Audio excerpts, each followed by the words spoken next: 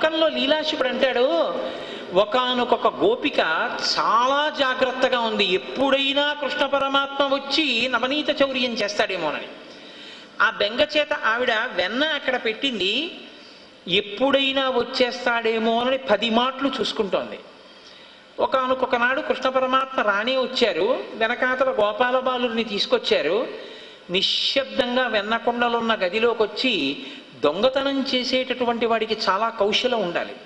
ఎందుచేత అంటే చాలా సంవత్సరాలు ఫైల్ చాలా బాగా రాశానండి, ఏదో ఇవాళ ఒక్కరోజు పొరపాటు అయిపోయిందంటే ఏమనరు. దొంగతనాలు చాలా ఏళ్ళు బాగా చేశానండి, ఈ ఒక్క దొంగతనమే సరిగ్గా చేయలేదంటే వీపు సాప్ అయిపోతుంది. దొంగతనం చేసేవాడు రిటైర్ అయిపోయే వరకు జాగ్రత్తగానే చేయాలి, ఒక్కసారి కూడా తప్పుగా చేయడానికి ఉండదు. కాబట్టి ఎప్పుడూ జాగ్రత్తగా చేస్తాడు కృష్ణుడు. ఆ పిల్లలకి ముందు గబగబా వెన్న తీసి పెట్టేస్తున్నాడు. పెట్టేస్తే వాళ్ళందరూ తినేసి ఇక్కడ ఉండకండి, చప్పుడు అవుతుంది, వెళ్ళిపోండి అన్నాడు. ఆచమనం చేసేటప్పుడు జుర్రుతూ ఉంటారు కొంతమంది, అలా వాళ్ళు జుర్రుతూ ఉంటారు ఆ వెన్న. అందుకని మీరు వెళ్ళిపోండి అన్నాడు, వెళ్ళిపోయారు. ఇంకా పాప ఆయన ఒక్కడే తినాలి. అందుకని మధ్యలో ఉన్న వెన్న బాగా గట్టిగా కమ్మగా ఉంటుందని ఆ కుండ మధ్యలోకి చెయ్యి పెట్టి ఆ చిన్ని చేత్తో వెన్న ఇలా జాగ్రత్తగా పైకి తీస్తున్నాడు. ఆ తలుపు చాటు నుంచి ఆవిడ చూసింది, అమ్మా భలే దొరికాడురా, తప్పు చేస్తూ వెన్నకొండలో చెయ్యి పెట్టి వెన్నతో ఉన్న చేత్తో దొరికాడు, ఇప్పుడు పట్టుకోవాలి అని ఆవిడ గబగబా వచ్చి ఆయన కుండ వంక చూసి వెన్నలో చెయ్యి తిప్పి తీయబోతున్నాడు. పక్క నుంచి వచ్చి ఎడంచేయి పట్టుకునేటప్పటికీ ఏమి నిర్భయంగా ఇలా చూశాడు. అంతలా ఉండడం చాలా గొప్ప విషయం అండి, అది కృష్ణుడికే చెల్లింది. ఏ వికారములు లేనివాడు మహానుభావుడు. ఇలా చూశాడు. ఆవిడంది ఏమీ తెలియనట్టు, కస్త్వం అంది. కస్త్వం బాల, పిల్లడా ఎవరు నువ్వు? ఆవిడికి తెలిసి ఏమంటాడో చూద్దాం. ఆయన అన్నాడు, ఠక్కుని జవాబు చెప్పాడు, బలానుజ, బలరాముడి తమ్ముడు అన్నాడు. కృష్ణుడు ఇప్పుడు దొంగతనం చేసేటటువంటి వాడిని పట్టుకుని ఎవరు నువ్వు అంటే వాళ్ళ అన్నయ్య పేరు చెప్పాడు అనుకోండి, వాడు ఇంతకుముందే పరిపేళ్ళ ఉందని వాడిని పట్టుకొస్తాడు. పాపం ఆ బలరాముడు రాను లేదు, ఆయన ఏమీ తిన్నూ లేదు, ఇప్పుడు ఆయన్ని ఎందుకు లాగడం అంటే ఎక్కువ మంది ఉంటే బెయిల్ దొరుకుతుంది. అందుకని చెప్పి ఇప్పుడు బలరాముని లాగాడు ఆ రంగంలోకి. బలము మిగుల కలుగ బలభద్రుడని లోక రమణుడగుట చేసి రాముడనియు సతికి పుట్టె గర్భ సంకర్షణంబున సంకర్షునండనడి గనుడు సుతుడు. ఆయన ఎప్పుడూ ఆ చిన్ని కృష్ణుడు అంటే ఇష్టం అన్నగారు. అందుకని ఆయన్ని లాక్కొచ్చాడు. లాక్కొచ్చి ఎవరు నువ్వు? కస్త్వం బాల బలానుయ, నేను బలరాముడి తమ్ముడిని అన్నాడు. నీ పేరు చెప్పకూడదేమిటి, మధ్యలో మీ అన్నయ్య పేరు ఎందుకు అని మనసులో అనుకుని, ఓహో ఇదో టక్కరతనంలో ఉంది దొంగతనం చేసేవాడికి అనుకుని, కిమిహతే అందావిడ. ఇక్కడికి ఎందుకు వచ్చావు? ఇక్కడ నీకేం పనయ్యా ఈ ఇంట్లో? ఈ ఇంట్లోకి ఎందుకు వచ్చావు నువ్వు అంటే ఆయన అన్నాడు ఇలా చూసి ఓసారి, ఓహో మా ఇల్లు కాదేమిటి, మన్మందిరా శంకయా, మా ఇల్లు అనుకున్నాను అందుకు వచ్చాను ఈ ఇంట్లోకి. ఓ మా ఇల్లు కాదా, ఓన్లీ అయితే ఏముంది వెళ్ళిపోతాను. ఆవిడంది, ఓహో ఎవరు నువ్వు అని అడిగితే బలరాముడి తమ్ముడు అన్నావు. ఎందుకు వచ్చావు ఇక్కడికంటే ఇప్పుడు పైకి చూసి మా ఇల్లు అనుకున్నాను అందుకు వచ్చాను, మా ఇల్లు కాదా అంటున్నావు. పాప అంత మాయకంగా వచ్చామే, ఓన్లీ ఏదో తెలియక మీ ఇల్లు అనుకుని వచ్చావు. యుక్తం తన్నవనీత పాత్ర వివరే హస్తం కిమర్థం న్యసేహే, వివరే అంది. ఏదో నీ దారికి అడ్డొచ్చిందని ఇలా వెన్నకుండా పక్కనట్లేదుగా, చక్కగా కూర్చుని కుడి చెయ్యి బాగా వెన్నకొండ లోపలికి మధ్యలో వరకు చెయ్యెట్టావు, చెయ్యెట్టి తిప్పుతున్నావు, ఎందుకు పెట్టావు వెన్నకొండలో చెయ్యద్ది. ఆయన అన్నాడు, మాత కంచన వత్సకం మృగజితం మాత మాగా విషాదంచన, ఎందుకమ్మా అలా ఏడిచేస్తావు, ఎందుకంత ఓ ఏదో అయిపోయినట్టు పెద్ద అరుస్తూ ఏదో చెయ్యెట్టేసుకుని ఏదో దొంగ అన్నట్టుకున్నట్టు, ఏమిటి ఎందుకు వచ్చావు, ఇక్కడ ఎందుకున్నావు, ఎవరు నువ్వు, నీ పేరు ఏమిటి, కుండలో చెయ్యెట్టు పెట్టావు అంటా ఏంటి, ఎందుకు పెట్టాను, మా దూడ ఒకటి కనపట్టలేదు అందులో ఉందేమో అని వెతుక్కుంటున్నాను అంటే. నిజంగా అంత గోపకాంత ఆ ముందు చెప్పిన జవాబులకి తట్టుకుంది ఆవిడ. కానీ యుక్తం తన్నవనీత పాత్ర వివరే హస్తం కిమర్థం యసేహే అంటే ఇంత గోపకాంత తెల్లబోయి, ఇత్యేవం వరవల్లవి ప్రతివచ, ఏమీ తెలియని వాళ్ళ ఇలా చెయ్యట్టుకుని అడుగుతుంటే ఇలా ఆవిడ వంక చూస్తూ, ఎందుకమ్మా అంత కంగారు పడిపోతావు, ఎందుకు అలా అరుస్తావు? దూడ మళ్ళీ పైకి దూకి పారిపోతే మళ్ళీ నేను ఎంత కష్టపడి పరిగెత్తుకెళ్ళి పట్టుకోవాలి? ఏదో దూడ ఉందేమో అని చూస్తున్నాను, వెన్న మధ్యలోకి ఎక్కడన్నా దూరిందేమోనని. ఊరికే ఏదో నేను తినేసినట్టు, వెన్నెత్తుకుపోయినట్టు, ఎవరికో పెట్టేసినట్టు, ఎందుకు అలా అస్తమానం ఏముంది ఎందుకు చెయ్యట్టావు అని అడుగుతాయేంటి అని తను దొంగతనం చేసి దొంగని పట్టుకుని అరిచినట్టుగా తిరగబడిపోతున్న కృష్ణుడు ఉన్నాడే. ఈయన మాటలు చూసి పట్టుకున్న ఆవిడ చెయ్యొదిలేసి ఇదేంటి ఇలా అరుస్తాడు అని చూస్తే ఆవిడ్ని దబాయించేస్తున్న కృష్ణుడు ఉన్నాడే, ఆ కృష్ణుడు పుష్ణాతునః మమ్మల్ని కాపాడుగాక. అంటే మహానుభావుడు లీలాశకుడు ఎంత గొప్ప దర్శనాన్ని అనుభవించాడో మీరు ఆలోచించండి. పైకి చిన్ని శ్లోకం, కానీ లోపల ఒక గోపకాంత నిజంగా పట్టుకుంటే కృష్ణుడి ముఖంలో వచ్చిన మార్పు లేకుండా అంత ధైర్యంగా, ఎంత దొంగో చూడండి. నిజంగా మామూలు దొంగలైతే పట్టుకుంటే భయపడ్డమో చెయ్యి లాక్కోవడమో ఉంటుంది. ఆయన ఏం చెయ్యి లాక్కోలేదు, ఆవిడ వదిలేసేట్టు మాట్లాడాడు. అసలు ఆ మాట్లాడడంలో ఉంది కదండి నైపుణ్యం. అందుకు కదూ అప్పుడు మాట్లాడిన మాటలు ఇప్పటికీ ప్రస్థానత్రయంలో భగవద్గీతగా ఉండిపోయాయి. భగవద్గీతగా మాట్లాడినా ఆయనే మాట్లాడాలి, గోపకాంత చెయ్యి వదిలేటట్టు మాట్లాడినా ఆయనే మాట్లాడాలి. ఇది పైకి చూడ్డానికి చాలా అందమైనటువంటి లీలగా కనపడుతుంది. మీరు దీన్ని యథార్థంగా అలాగే భావన చేసి సంతోషంగా నవ్వుతూ దాన్ని విన్నా కృష్ణుడు దానికి ఏం పట్టించుకోడు. ఓహో ఇలా వీళ్ళు నవ్వుతూ దీని గురించి వింటున్నారు అని ఆయన ఏం బెంగ పెట్టుకోడు.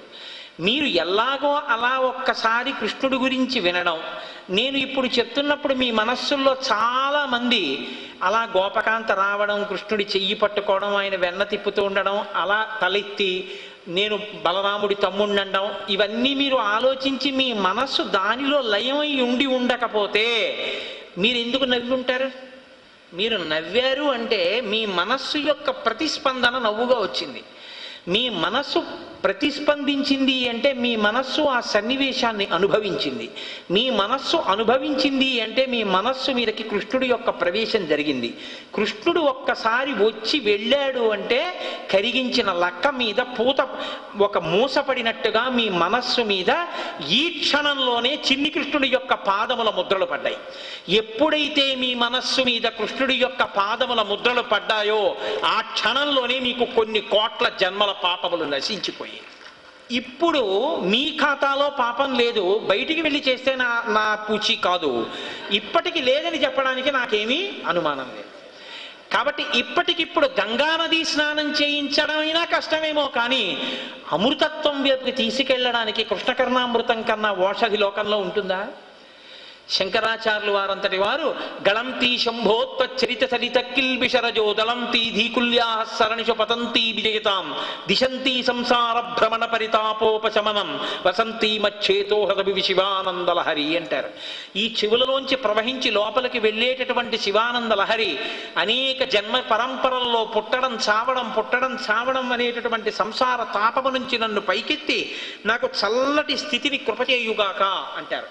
అలా చల్లని స్థితిని కృపచేయగలిగి తాపాన్ని పోగొట్టగలిగినటువంటి స్థితి శివానందలహరికి ఎలా ఉందో అలా శ్రీకృష్ణ కర్ణామృతం కూడా మిమ్మల్ని కృష్ణ పరమాత్మ ఈ చెవుల గుండా వింటుండగా మీ మనసులోకి ప్రవేశింపచెయ్యడంలో అంత దొంగతనంగానూ లోపలికి వెళ్ళిపోతాడు. ఇప్పటి వరకు కామక్రోధ లోభ మదమాత్సర్యములనేటటువంటి వాళ్ళు రక్షక భటులై లోపలికి ఈశ్వరుడి యొక్క ప్రవేశం జరగకూడదని విచ్చుకత్తులు పట్టుకుని ఉన్నారు. కృష్ణుడు ఎంత దొంగతనంగా వీళ్ళని యామార్చి లోపలికి వెళ్ళిపోయి మీ మనస్సు మీద తన పాదములు పెట్టేశాడంటే ఒక్క కృష్ణకర్ణామృతంలో లీలాశకుడు అనుభవించి ఇచ్చినటువంటి శ్లోక కారణం చేత మీలో ఉండేటటువంటి అరిషద్వర్గములనేటటువంటి శత్రువులు ఏమారి కాసేపు నిద్రపోయారు. కృష్ణుడు లోపలికి వెళ్ళిపోయాడు. ఎలా అమ్మ కడుపులోకి వెళ్ళిపోయాడో, ఎలా అర్ధరాత్రి పుట్టేశాడో, ఎలా నందవ్రజానికి చేరిపోయాడో, ఎలా మధుర విడిచిపెట్టాడో, ఎంత రహస్యంగా కంసుణ్ణి ఆ రోజున గభాలన గుండెల మీద కూర్చుని చంపేశాడో, అంత గమ్మత్తుగా భాగవతంలో కృష్ణ ప్రవేశం ఎంత నిశ్శబ్దంగా జరిగిపోయిందో, ఎంత నిశ్శబ్దంగా వెళ్ళిపోయాడో, ఎంత నిశ్శబ్దంగా తన యొక్క సహజ స్వరూపాన్ని యశోదకి ఆ రోజున దేవకి వసుదేవులకి చూపిస్తే వాళ్ళిద్దరూ స్తోత్రం చేశారో, వాళ్ళిద్దరూ ఆనందపడిపోయారో, ఆనందపడినంతసేపు ఉండకుండా తానే మార్గం చెప్పి బయటికి వెళ్ళిపోయాడో, అంత నిశ్శబ్దంగాను అవతారం ఎలా వచ్చిందో అంత నిశ్శబ్దంగాను ఇవాళ కటిక చీకట్లతో అజ్ఞానంతో కూడినటువంటి కారాగారమై సంసారం అనేటటువంటి బంధనంలో పడిపోయినటువంటి మన మనస్సులోకి కృష్ణ పరమాత్మ అంతరహస్యంగాను లోపలికి వచ్చి బయటికి వెళ్ళాడా లేదా? వచ్చాడు, వెళ్ళాడు, లేకపోతే మీరు నవ్వకుండరు. మీరు నవ్వారన్నమే నాకు సాక్ష్యం. కృష్ణుణ్ణి మీ మనసులోకి ప్రవేశపెట్టగలిగినటువంటి శక్తి కలిగినటువంటి లీలానుభవం, దాన్ని వాగ్రూపంలో ఆవిష్కరించగలిగినటువంటి శక్తి. ఎందుకంటే ఒకడు అనుభవించగలడు ధ్యానంలో ఈశ్వరుణ్ణి, కానీ తాను అనుభవించినటువంటి ఈశ్వరుణ్ణి వాక్కుల చేత ప్రతిపాదించడానికి ఆయన వాక్కులకు అందేటటువంటి వాడు కాడు. వాక్కులకు అందడానికి వీలు లేనటువంటి పరమాత్మని తాను అనుభవించినటువంటి పరబ్రహ్మాన్ని ఆవిష్కరించడమే అంత కష్టమైతే, తాను అనుభవించిన పరబ్రహ్మాన్ని లోకంలో ఉన్న అందరి యొక్క హృదయాల్లో ప్రవేశపెట్టేటటువంటి కవి యొక్క గుండెలు ఎంత ఉదారమైనటువంటివి ఉండాలి. కృష్ణ పరమాత్మ యొక్క అనుగ్రహం చేత ఆయన రచించినటువంటి ఆ రచన కవిత్వము ఎంత ప్రౌఢిమతో కూడినదై ఉండాలి, అది ఎంత భక్తి పరిపాకమై ఉండాలి. అటువంటిది కాకపోతే ఇవాళ మనందరినీ ఎలా ఉపశాంతికి గురి చేసి కృష్ణుణ్ణి మీ గుండెల్లోకి ప్రవేశపెట్టగలిగింది. ఇది కృష్ణ కర్ణామృతం అనిపించుకోవడానికి ఆ శ్లోకాలకున్న యోగ్యత. ఒక్క శ్లోకమే కృష్ణుణ్ణి మీ మనసులోకి తేగలిగితే, ప్రతి శ్లోకాన్ని కృష్ణకర్ణామృతంలో మీరు అవధరించగలిగితే, అంత భక్తి ప్రపత్తులతో కృష్ణకర్ణామృతాన్ని చదివితే కృష్ణుడు మీ మనస్సులలోకి ఎన్ని మార్లు వచ్చి బయటెళ్తాడు. ఇప్పుడు ఒకసారి పైకొచ్చి వెళ్ళాడు, ఒకసారి దారి తెలిసిపోయింది అనుకోండి, లోపలికి వెళ్ళడం పైకి రావడం కష్టం కాదు. దారి తెలియనంతసేపే కష్టం, దారి తెలిస్తే వెళ్ళి రావడం తేలిక. ఇప్పుడు మీలో ఉన్న అరిషడ్వర్గముల యొక్క బలహీనత మీకు తెలిసిపోయింది. భగవంతుణ్ణి ఎలా లోపలికి తీసుకురావాలో రాజమార్గం మీకు తెలిసిపోయింది. ఇప్పుడు మీరు మళ్ళీ ఇంటికి వెళ్ళి మీ పిల్లలకి ఈ చోరలీలలో ఉండేటటువంటి శ్లోకాన్ని మీరు చెప్తున్నారనుకోండి, మీరు చెప్పేటప్పుడు మళ్ళీ దాన్ని అంత అందంగానూ చెప్పేటటువంటి ప్రయత్నం కోసమని మీ వాక్కులతో దాన్ని ఆవిష్కరించడం కోసమని ఆ సన్నివేశాన్ని మళ్ళీ మీ మనసులోకి మీరు తెచ్చుకుంటారు. తెచ్చుకుని మీదైన భాషలో మీ పిల్లలకి చెప్పడానికి ప్రయత్నం చేసేటప్పుడు మళ్ళీ మీరు కృష్ణ అంటారు, మళ్ళీ బలానుజహ నేను బలరాముడి తమ్ముడిని అన్నాడురా అంటారు, వెన్నకుండ అంటారు, గోపాల బాలురు అంటారు, వెన్న పెట్టాడు అంటారు, కృష్ణుడు ఇలా మాట్లాడాడు అంటారు. కృష్ణుడు మాట్లాడేటప్పుడు మీరు చాలా మందరమైనటువంటి స్థాయిలో ఎందుకు వచ్చానంటావేంటమ్మా, ఆవు దూడ దూరిందేమో అని అనుకున్నానమ్మా అని 104 జ్వరం వచ్చిన వాళ్ళల్లా చెప్పరుగా. ఆ కుండలో ఎందుకమ్మా అంత కంగారు పడిపోతావు, తినడానికి వచ్చారనుకుంటున్నావా, ఆవు దూడ దూరిందమ్మా, ఆవు దూడ కోసం వెతుక్కుంటున్నానమ్మా, ఇక్కడ ఉందేమో అనుకున్నాను అన్నాడు రా అంటారు. అలా మీరు వ్యగ్రతతో కృష్ణుడు మాట్లాడినట్టుగా మాట్లాడేటప్పుడు మీకు తెలియకుండా మీరు ప్రకాయ ప్రవేశం చేశారు. చేయడంలో కృష్ణుడే మీలోంచి మాట్లాడుతున్నాడు. మీరు కృష్ణ పాత్రలోకి లీనమైపోయారు. లీనమైపోయినప్పుడు తెల్లపోయిన గోపకాంత యొక్క ముఖాన్ని మీరు చూడాలి. ఆ శ్లోకంలో ఉన్న గొప్పతనం. ఇప్పుడు ఎవరి ముఖాన్ని చూడాలి? తెల్లబోయి చెయ్యొదిలేసి దేవుడి దబాయించేస్తున్నాడు అని ఇంకొక మాట చెప్పడం, ఇంకొక మాట అడగడం మరిచిపోయినటువంటి గోపకాంత మీకు కనపడాలి. ఇంత వెర్రిదైపోయి తనింట్లో దొంగతనం జరుగుతున్నా పట్టుకున్నా ఇంకా గద్దించి ప్రశ్న వెయ్యడం చేత కాక నిలబడిపోయినటువంటి గోపకాంతని మీరు చూస్తున్నప్పుడు మీరు ఎవరి కళ్ళలోంచి చూస్తున్నారు? కృష్ణుడి కళ్ళలోంచి చూస్తున్నారు. పిచ్చిది ఇంత పట్టుకున్నా ఇంకో ప్రశ్న లేకపోయిందని చూస్తూ అలా ఉండిపోయారు. ఇచ్చేవం వరవల్లవి ప్రతివచ, అడిగిన ప్రతి ప్రశ్నకి ఇలా జవాబులు చెప్పడం వల్ల ఇంకా ప్రశ్న ఎలా వెయ్యాలో కూడా చేతకాక నిలబడిపోయినటువంటి అమాయకురాలైన గోపికని ఇంత విర్రిదానివి నన్నేం పట్టుకుంటావు అని గడుసరితనంతో చూస్తున్నటువంటి కృష్ణుణ్ణి మీరు ఆవిష్కరించేటప్పుడు, మీ పిల్లల దగ్గర చెప్పేటప్పుడు మీరు ఎంత అనుభవిస్తున్నారో మీరు అంతంత ముందుకెడుతుంటారు. ఈ ఒక్క శ్లోకాన్ని ఆధారం చేసుకుని మీరు చెప్పే ప్రయత్నం చెయ్యండి. ఇవాళ నేను చెప్పిన దానికన్నా 2 అడుగులు ముందుకు మీరు మీ పిల్లలకి చెప్పడంలో వెళ్ళొచ్చు. మీరు ఎన్ని మాటలు చెప్పండి అన్ని మాటలు ముందుకెడతారు. ఎన్ని మాటలు ముందుకెళ్ళండి, ఎప్పుడెప్పుడు మీరు స్మరించండి, అప్పుడప్పుడు మీకు లోపల కృష్ణ స్పర్శ కలుగుతుంది. ఈ కృష్ణ స్పర్శ కలగడానికి మీకు ధావళి అక్కర్లేదు, మీకు ఆచమన పాత్ర అక్కర్లేదు, కలశ పాత్ర అక్కర్లేదు. మీరు మడి కట్టుకోక్కర్లేదు, పూజా మందిరంలో ఉండక్కర్లేదు. ఆర్టీసీ బస్సులో వెళ్ళిపోతూ ఓ పిచ్చాడు నవ్వుకున్నట్టు నవ్వుకున్నారనుకోండి, శ్లోకం గుర్తొచ్చి, మీరు పిచ్చాడు నవ్వుకున్నట్టు నవ్వుకుంటే ఎవరే అని మీ పక్కన కూర్చున్న పిల్లాడిని ఆ తల్లి నాన్న యువతలకు వచ్చాయి అని తన పక్కన కూర్చోబెట్టుకుంది అనుకోండి, ఏమిటి అసలే అలా తనలో తాను నవ్వుకుంటున్నాడు ఏ విర్రాడో అనుకుంది అనుకోండి. ఏ విర్రెక్కితే జీవితం సార్థకత పొందుతుందో ఆ విర్రి ఆనాడు మీకు ఎక్కినట్టు. ఎన్ని మాటలైనా మీరు ఆ అమృతంలో తడిసిపోవచ్చు, ఎన్ని మాటలైనా అమృతం తాగచ్చు.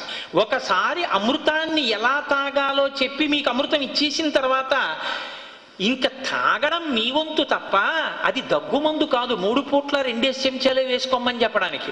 మీకు తాగాలన్న కోరిక ఉండాలి, అది ఇంకా తరగడం అన్నది ఉండదు. అమృత భాండానికి ఉన్న లక్షణం ఏమిటంటే ఎంతమంది తాగినా ఉంటుంది. లేకపోతే అయ్య బాబాయ్ 33 కోట్ల మంది దేవతలు తాగాలంటే అమృత భాండంలో ఉన్నటువంటిది 2 లీటర్లు అయితే 33 కోట్లు పెట్టి భాగిస్తే ఒక్కొక్కళ్ళకి చిన్న చిన్న బిందువు కూడా రావట్లేదు కాబట్టి ఇందులో కొబ్బరి నీళ్లు కలపచ్చా, లేకపోతే ఇందులో గంగాజలం కలిపి పుచ్చుకోవచ్చా అని ఆ రోజున వాళ్ళందరూ ఇబ్బందులు పడాలి. ఎంతమందికి అమృతం వడ్డించినా ఇంకా అమృత పాత్ర దేవలోకంలో ఉందంటే ఏమిటి అర్థం? ఇంకా అమృతం ఎంతమంది తాగినా అమృతం అమృతత్వాన్ని పొందాలనుకున్న వాళ్ళ కోసం ఉంటూనే ఉంటుంది. కృష్ణ కన్నామృతంలో తాగేటటువంటి ప్రతి శ్లోకము మీరు అమృతమే అయితే అమృత పాత్ర మీకు అందినట్టే. కృష్ణకర్ణామృతం పుస్తకం ఇంట్లో ఉంటే అమృత పాత్ర ఇంట్లో ఉన్నట్టే. కృష్ణకర్ణామృతంలో శ్లోకాలు ఇక్కడ ఉంటే అమృత పాత్ర ఇక్కడ ఉన్నట్టే. మీరు ఎప్పుడు తాగాలనుకుంటే అప్పుడు తాగచ్చు. అది కాఫీ కాదు, ఫ్లాస్క్ అక్కర్లేదు. అది మంచినీళ్లు కాదు, బిందె అక్కర్లేదు. అది పూజ కాదు, ధావళి అక్కర్లేదు. అది అనుష్ఠానం కాదు, పైన ఉత్తరీయం వేసుకోక్కర్లేదు. మీరు ఎప్పుడు స్మరిస్తే అప్పుడు తాగేసినట్టు. మీకు ఎప్పుడు దాహం వేస్తే అప్పుడు తాగచ్చు. మీరు ఎప్పుడు తాగుదాం అనుకున్నా అప్పుడు మిమ్మల్ని దొంగలు అడ్డగించలేరు. అప్పుడు మీ అరిషడ్వర్గాలు మిమ్మల్ని ఆపలేవు. మీరు దాంట్లో పరకాయ ప్రవేశం చేసి అనుభవించాలన్న కోరికతో ఈ శ్లోకాన్ని మీరు ఒకసారి అనుభవించి మీ ఇంట్లో మనవణ్ణి మనవరాల్ని అలా చేసి చూపించండి అన్నారు అనుకోండి, వాళ్ళిద్దరూ చేసి చూపిస్తున్నారు అనుకోండి, మీరు దిద్దడం మొదలెట్టారు అనుకోండి, అలా కాదురా మాట్లాడేటప్పుడు ఇలా అంటాడు రా కృష్ణుడు, ఇలా అనండ్రా అన్నారు అనుకోండి, దాన్ని మీరు మీ మనవలతో అభినయం చేయిస్తున్నారు అనుకోండి, అమృతానికి ప్రవాహం ఉంటుంది. ఇది ఇప్పుడు మీ మనవల్లోకి వెళ్ళింది. మీ మనవలు ఇది చేస్తుంటే పాలు పోయడానికి వచ్చిన పాలవాడు ఏమిటి వీళ్ళ ఇంట్లో ఇలాంటిది ఏదో వేస్తున్నారు, ఏకపాత్రాభినయమో నాటకమో వేస్తున్నారని చూశాడు అనుకోండి, వాళ్ళలోకి పెడుతుంది. ఎంతమంది తాగినా వహతు కల్ప శతాంతరేపి 100 కల్పములైనా ఈ కృష్ణకర్ణామృతం ప్రవహిస్తూనే ఉంటుంది. ఇలా ప్రవహించడానికి కారణం తాగాలన్న తాపత్రయం ఆర్తి మీకుంటే. దాహం ఒక్కటి ఉంటే ఇంట్లో నీళ్లు పెట్టుకుంటారు, దాహం లేని వాడికి నీరు అక్కర్లేదు. నేను ఉపశాంతి పొందడానికి భగవన్నామము భగవద్ దర్శనమే హేతువులని నమ్మడం యథార్థమైతే, కృష్ణుణ్ణి మీ గుండెల్లోకి స్వాగతించగలిగినటువంటి స్థితి మీకు ఉంటే కృష్ణకర్ణామృతాన్ని మించిన ఔషధం లోకంలో ఇంకోటి లేదు. సనాతన సంప్రదాయంలోనేమి అసలు యథార్థమైన విషయం ఏది అంటే, భగవంతుడు ఎక్కడున్నాడు అంటే భగవంతుడు లేనిది లేదు అన్నది. అందుకే ఈశ్వరుడికి ఉన్నటువంటి నామాలలో ఒక నామం స్థాణుహు అని. స్థాణుహు అంటే బాహ్యంలో మాట్లాడవలసి వస్తే కదలకుండా ఉన్నటువంటి వాడిని స్థాణువు అంటారు. ఎవరైనా కదలకుండా నిలబడిపోయారనుకోండి, ఏమిటంటే స్థాణువులు అలా నిలబడ్డారు అంటారు. కానీ భగవత్ సంబంధంలోకి వచ్చేటప్పటికి స్థాణుహు అన్న నామానికి అర్థం ఇంకా తాను కదలడానికి తాను వ్యాపించడానికి చోటు లేని వాడిని స్థాణుహు అని పిలుస్తారు. అంటే ఎంతవరకు అసలు ఈ జగత్ అనబడేటటువంటిది ఉన్నదో, ఈ బ్రహ్మాండములు ఉన్నాయో అంతవరకు తాను వ్యాపించి ఉన్నవాడు. కాబట్టి ఆయన కన్నా అవతల లేదు, ఆయన కానిది లేదు. హరిమయము విశ్వమంతయు హరి విశ్వమయుండు, హరిమయము కాని ద్రవ్యము పరమాణువు లేదు వంశ పావన వింటే అంటాడు శుకుడు పరీక్షితుతో మాట్లాడుతూ. అసలు హరిమయము కాని ద్రవ్యము, అసలు హరిమయము కానిది అన్న వస్తువు ప్రపంచంలో ఏమీ లేదయా, ఉన్నదంతా ఒక్క పదార్థమే. దృశ్యతే శ్రూయతే పివా అంతర్బహిశ్చ తత్సర్వం వ్యాప్య నారాయణ స్థిత. మీరు కంటితో చూస్తున్నది ఏది ఉందో, చెవితో వింటున్నది ఏది ఉందో, పంచ తన్మాత్రల చేత అనుభవిస్తున్నది ఏది ఉందో అది అంతా ఉన్నది ఒక్కటే పదార్థం. సర్వం ఈశ్వరమయం జగత్. భోరంభంశనలో నిలోంబర మహార్నాథో హిమాంసు పుమాన్ ఇత్యాభాతి చరాచరాత్మకమిదం యస్యైవ మూర్త్యస్తకం నాణ్యత్కించన విద్యతే విమృశతాం యస్మాత్ పరస్మాత్ విభో తస్మై శ్రీ గురుమూర్తయే నమ ఇదం శ్రీ దక్షిణామూర్తయే అంటారు శంకర భగవత్పాదులు. శర్వ భవ రుద్ర ఉగ్ర భీమ పశుపతి మహాదేవ ఈశానములనేటటువంటి అష్టమూర్తి స్వరూపంతో మీరు శివుడిగా ప్రతిపాదించినప్పుడు అంతటా వ్యాపించి ఉన్నవాడు ఆ పరమాత్మే. పృథివిగా కంచిలో పృథివీలింగం, జలంగా జంబుకేశ్వరంలో జలలింగం, అరుణాచలంలో అగ్నిలింగం, శ్రీకాళహస్తిలో వాయులింగం, అలాగే కోణార్కలో సూర్యలింగం, సీతాగుండంలో చంద్రలింగం, చిట్ట చివర కాఠ్మండూలో యజమానలింగం. కాబట్టి ఉన్నవేవి అంటే పంచభూతములు పృథివీ ఆపస్తేజో వాయు ఆకాశములుగా, ఆకాశం చిదంబరం, చిదంబరలింగం ఆకాశలింగం. ఇలా ఉన్న 8 మూర్తులు మీకు కనపడేటటువంటిది ఈ సమస్త సృష్టి దేంట్లోంచి వచ్చిందో ఆ పదార్థములన్నీ శివస్వరూపమే అయి ఉన్నాయి. విష్ణు స్వరూపంగా చెప్పినప్పుడు వ్యాపకత్వం అంతా విష్ణువే అయ్యింది. కాబట్టి తత్వత పరిశీలనం చేసినప్పుడు ఉండేటటువంటి పదార్థం యథార్థానికి ఒక్కటే. దాన్ని మీరు పేరుతో పెట్టి పిలిచినప్పుడు నామవాచకాన్ని ప్రయోగం చేస్తే మీరు ఏ పేరు పెట్టి పిలిచారనేటటువంటి దాంతో యథార్థానికి పరమేశ్వరుడికి సంబంధం ఏమి ఉండదు. నేను ఈ మాట అనడానికి ఒక కారణం ఉంది, మీరు ఆలోచించండి. ఈశ్వరుణ్ణి మీరు పుంస్వరూపంగా పిలుస్తారా, స్త్రీ స్వరూపంగా పిలుస్తారా, నపుంసకుడిగా పిలుస్తారా? మీరు లలితా సహస్రనామము అని మనం దేన్ని పిలుస్తున్నామో ఆ లలితా సహస్రనామాలన్నీ స్త్రీనామాలని మీరు అనుకుంటే, విష్ణు సహస్రనామ స్తోత్రం అని మనం ఏమనుకుంటున్నామో అదంతా పురుష స్వరూపాన్ని పిలుస్తున్నామని మనం అనుకుంటే, అన్నిటిలో ఉండేటటువంటి నామం గుణనిధి, పరంజ్యోతి, ఇలాంటి నామాలు ఉంటాయి. ఈ నామాలు నపుంసక నామాలు. లక్ష్మీ అష్టోత్తరం చూడండి, లేకపోతే లలితాదేవి యొక్క అష్టోత్తరం చూడండి, అన్నిటిలోనూ దుర్గా అన్న నామం ఉంటుంది, కాళీ అన్న నామం ఉంటుంది. నిజానికి అప్పుడు ఎవరు అమ్మవారు? లక్ష్మీదేవిని స్తోత్రం చేసి పిలవాల్సి వస్తే శాకాంబరీతి శశిశేఖర వల్లభేతి సృష్టి స్థితి ప్రళయకీలుచ సంస్థితాయై తస్మై నమస్త్రిభువనైకు గురోస్తరుణ్యై అన్నాడు శంకరాచార్యుల వారు. పలకలేదా అమ్మవారు? లక్ష్మీదేవి సాక్షాత్కరించలేదా? నామరూపాలనేటటువంటివి కేవలంగా భగవంతుణ్ణి అందుకునేటటువంటి మనస్సుకి ఉన్న ఏకైక బలహీనతని దృష్టిలో పెట్టుకుని ఒక నామాన్ని ఒక రూపాన్ని చెప్పకపోతే నామం చెప్తే రూపాన్ని, రూపం చెప్తే నామాన్ని ఊహించుకునేటటువంటి అలవాటు ఉన్న మనస్సుకి ఒక సాకారాన్ని ఒక పేరుతో అందించకపోతే అసలు ముందు పట్టుకోవడంలో కృతకృత్యం కాలేదు. కనుక నామరూపాలతో ఈశ్వరుణ్ణి తీసుకొచ్చి కిందకి దింపారు, లేదా ఈశ్వరుడు దిగి వచ్చాడు. అవతారము అన్న మాటకు అర్థమే క్రిందికి దిగుట అని. ఈ క్రిందికి దిగుట అనేటటువంటిది కారుణ్యం. ఆ కారుణ్యం ఆయనకి లేకపోతే ఆయన కిందకి దిగి రావలసినటువంటి అవసరం లేదు. అందుకే శృతి 2 చేతులు ఎత్తి నమస్కారం చేసింది. అజాయమానో బహుధా విజాయతే అంది. అసలు నువ్వు ఒక జన్మ స్వీకరించవలసినటువంటి అవసరం నీకు లేదు. పాంచభౌతికమైనటువంటి దేహంతో తిరగవలసినటువంటి అవసరం అంతకన్నా లేదు. ఇటువంటి అగత్యాలు ఏవీ లేనటువంటి ఈశ్వరుడు అన్ని అవతారాలు ఎందుకు స్వీకరించినట్టు? ఒక్క విష్ణువే, ఒకటా రెండా? వేదోద్ధారణ మందరాభరణ పృథ్వీధర్మ నిర్మాణ ప్రహ్లాదత్రాణ బలిప్రతారణ నృపాహంకార నిర్వాపన వైదేహీ రమణ ధనంజయ జయ వ్యాపార పారీణ క్షోణీ దివ్యత్కరుణ తమోహరణ తండ్రి వెంకటేశ ప్రభో అన్నారు. దశావతారాలు ఒక్క మూల స్వరూపంలోంచే వచ్చాయి. ఒక్క స్వరూపం ఇన్ని రూపాలుగా తీసుకుంది అంటే ఎప్పుడెప్పుడు ధర్మానికి హాని కలుగుతుందో అప్పుడప్పుడు దాన్ని నిలబెట్టడానికి అవసరమైనటువంటి రూపాన్ని అది పొందింది తప్ప ఈ రూపమే ఈశ్వరుడు అని మీరు నిర్ధారణ చేయడం కుదరదు. ఆ స్వరూపంతో ఉన్నటువంటి ఈశ్వరుడు ఎప్పుడైనా ఏ రూపాన్నైనా ధరించవచ్చు. యథార్థానికి అసలు ఉన్నది ఈశ్వరుడు తప్ప ఇంకొకటి లేదు. ఉన్నది ఒక్క ఈశ్వర స్వరూపమే ఉంది. ఉదయగ్రామము పానవట్టము అభిషేకో తత్ప్రవాహంబు వార్ధి ధరిధ్వాంతము ధూపధూమము జలద్వీప ప్రభారాశి కౌముది తారానివహంబులద్భుత సుమంబులుగా తమోదూత సఖ్యదమై సీత గభస్తి బింబ శివలింగం బొప్పె ప్రాచీదిశన్ అంటాడు.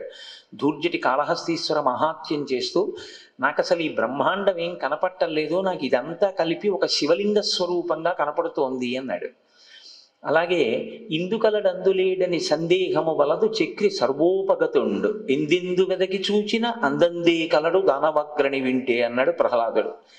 ఇక్కడ అక్కడ అని అడుగుతానేంటి నాన్న, ఎక్కడున్నాడు అని అడుగుతానేంటి, ఎక్కడ లేడు అని అడగాలి. ఎక్కడ లేడు అని అడిగితే అసలు ఈశ్వరుడు లేని ప్రదేశం లేదని నేను చెప్పవలసి ఉంటుంది. నువ్వు జాగ్రత్తగా తెలుసుకుందామన్న కుతూహలంతో వెతికితే ఈశ్వరుడు లేని ప్రదేశం లేదు నాన్న అన్నాడు. దీనికి పూర్తి విరుద్ధమైనటువంటి విధంగా ఆ పతాక స్థాయికి చేరిన మహానుభావులు ఉన్నారు.